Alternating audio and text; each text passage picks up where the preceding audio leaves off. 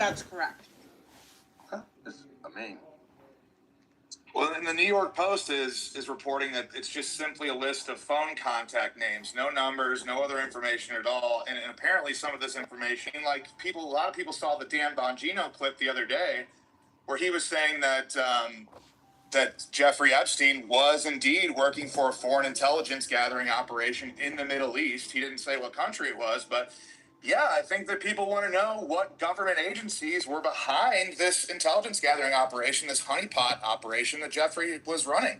And I think that this continued delay and this continued sort of purposeful obfuscation and miscommunication, and Pam saying, oh, the FBI is withholding documents in the Southern District of New York after saying they were all on her desk. I think that, for the conspiracy theorists and for the people that even think lots of things that many of us disagree with, this is only going to add fuel to their fire. So I do think that they are going to need to name some of these government agencies and such. Otherwise, it's going to create, a storm online. Well, and the flight logs, I mean, they don't really tell us anything, right? They're not flight logs to the private island. They're just flight logs of people who flew on Epstein's plane, which there's so many of them. I mean, Trump's included on that. It doesn't really tell us much, right? No, it does. It shows the airport to airport. So it shows one airport going to the island, and then there's no, but there was no airport on the island though, so it wasn't going to the island. No, it does list that. Evidence. It's circumstantial.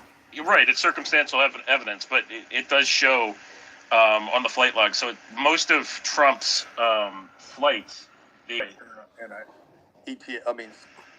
don't. Yeah, but I haven't seen any flight logs mentioning the island. Does somebody have? No, it flies in another place, and they voted there. Yeah, but that's what I'm saying. But do you have who is doing these flights? Do you have records of this? It does show. So on the flight logs, it shows that they flew from either Florida or New York to the island, and it's listed, and it says. To co-host with me, David, welcome. But I also, before we go to you, David, and get your take, remind people to go ahead and post your comments and questions in the purple pill down there at the bottom. And I am getting a lot of messages from people with your hands up to request. I see you, but unfortunately we have a full stage. I just found something. Yeah, go ahead. So basically, there are flights. Hey, Henry, what's good? What up, Henry? Lita Express making trips to his island, but those logs do not say who was on the plane.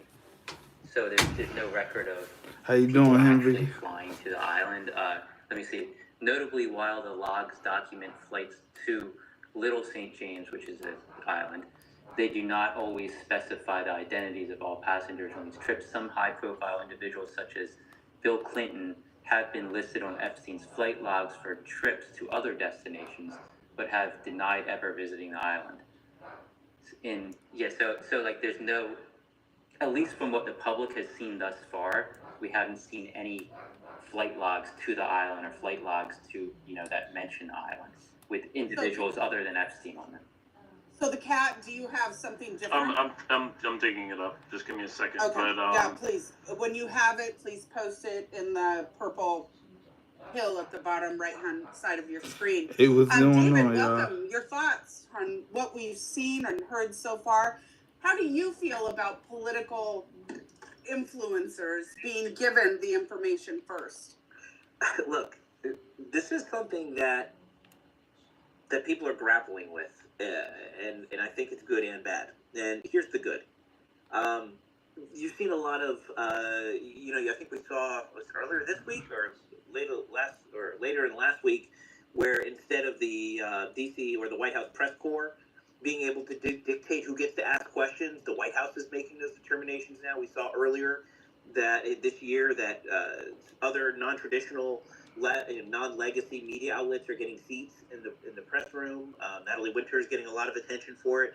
And now you're seeing sort of these releases going to influencers. But now when we say influencers, DC Drano has a few million followers. All these people that received these records have millions of followers. And collectively, they reach probably over 10, 15 million people. Hey, what's up? The idea that Thanks for information joining. should only be given to MSNBC, CNN, Fox They News. haven't released it, David. Well, no. When I say released, the information's given to them, right? They've all posted out. They've all posted outside the White House saying, "Look what we have." And DC Journal says he's going to release everything later. But the point is, I think we need to start recognizing, and I think this administration is doing a good job of recognizing that legacy media